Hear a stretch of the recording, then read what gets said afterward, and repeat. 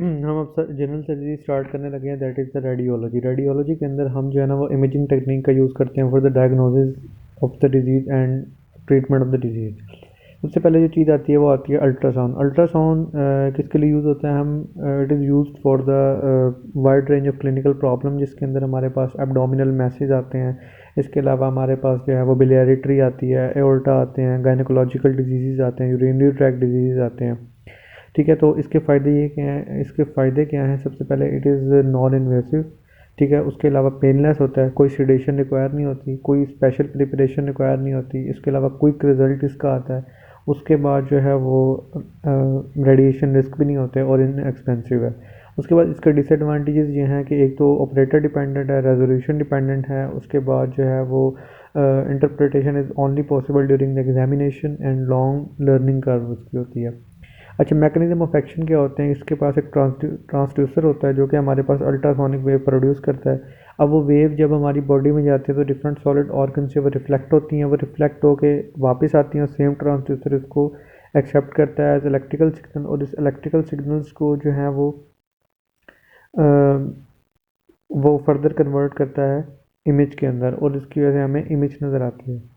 तो हमारे पास जो अल्ट्रासाउंड यूज़ होता है वो 3 to 20 मेगा हर्ट्स फ्रीक्वेंसी का यूज़ होता है। तो उन्होंने ये बात की कि जितनी ज़्यादा फ्रीक्वेंसी होगी उतनी ज़्यादा रेजोल्यूशन आएगी, लेकिन आप उतना डीप नहीं देख सकोगे स्किन के अंदर, मतलब स्किन के अंदर उतना डीप नहीं देख सकोगे। इसका मतलब क्या है?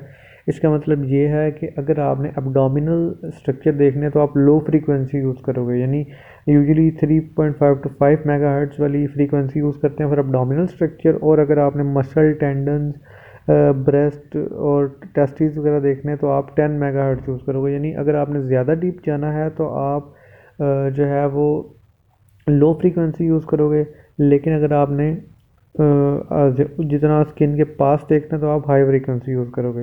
अच्छा, उसके बाद होता है brightness scan, B scan. B scan use होता है हमारे पास ऑर्बिट के स्ट्रक्चर को देखने के लिए, रेटिना को देखने के लिए, कोराइडल डिटैचमेंट देखने के लिए। इसके अलावा हमारे पास प्रोप्टोसिस को मेजर करने के लिए, इंट्रा ऑर्बिटल ट्यूमर्स को मेजर करने के लिए। और इसकी जो फ्रीक्वेंसी होती है ना वो 10 to 15 मेगाहर्ट्ज़ होती है। ठीक हो गया। उसके बाद रिसेंट एडवांटेजेस हमारे पास आई है कि हमारे पास स्मॉल अल्ट्रासाउंड प्रोब आ गए which can be place much closer to the region of interest. इसमें हमारे पास कौन से हुए हैं?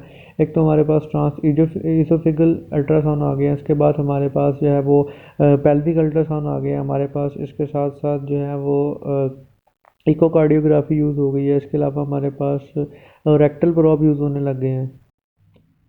ठीक है, तो ये हमारे पास स्मॉल अल्ट्रासाउंड प्रोब यूज़ होने लगे हैं। कौन कौन से? सबसे पहले तो एक है ट्रांस एसोफेजियल प्रोब नंबर 1, जो कि एसोफेजियल कैंसर के लिए यूज़ होता है। नंबर 2, पैंक्रियाटिक लीजन की बायोप्सी लेने के लिए हमारे पास यूज़ हो सकता है। उसके बाद नंबर 3 पर रेक्टल प्रोब यूज़ होता है प्रोस्टेट के एग्जामिनेशन के लिए। ट्रांस वेजाइनल प्रोब हमारे पास गायनाकोलॉजिकल जो है ना वो गायनाकोलॉजी में यूज़ होता है। इसके अलावा इकोकार्डियोग्राफी हमारे पास हार्ट के चैम्बर के लिए यूज़ होता है। उसके बाद आता है डॉपलर अल्ट्रासाउंड।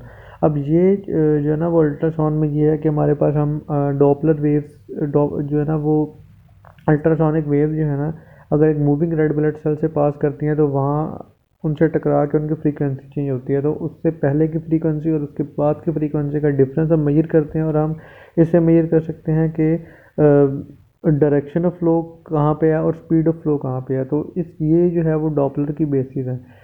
ठीक है, जहाँ पर हम velocity within the major भी थ्रोम्बस पड़ा हो, स्टेनोटिक लीजन्स हो, ठीक है, तो हम जो है ना इसको फाइंड कर सकते हैं। उसके बाद लिमिटेशन ऑफ अल्ट्रासाउंड क्या है? अल्ट्रासाउंड की लिमिटेशन ये है कि हमारे पास अल्ट्रासोनिक वेव जो है वो हमारे पास जहाँ पर गैस हो तो वहाँ से रिफ्लेक्ट नहीं करती, तो उसका हमें अच्छी इमेजिंग नहीं देती, तो इसलिए वो बाउल की जो है ना डायग्नोसिस के लिए वो अच्छी टेक्निक नहीं है। अच्छा, नंबर 2 जो है वो हमारे पास वो पेशेंट जो कि ओबीज होते हैं, ठीक है, तो उसकी वजह से हमारे पास deeper tissue of the body के अंदर वो इमेजिंग नहीं जा सकती, इसलिए वो भी अच्छा रिजल्ट नहीं देती। नंबर 3 के जो बोन्स है हमारे पास उसको पेनिट्रेट नहीं करती, इसलिए सिर्फ सुपरफिशियल बोनी स्ट्रक्चर्स जो है वो हमें दिखाई देते हैं।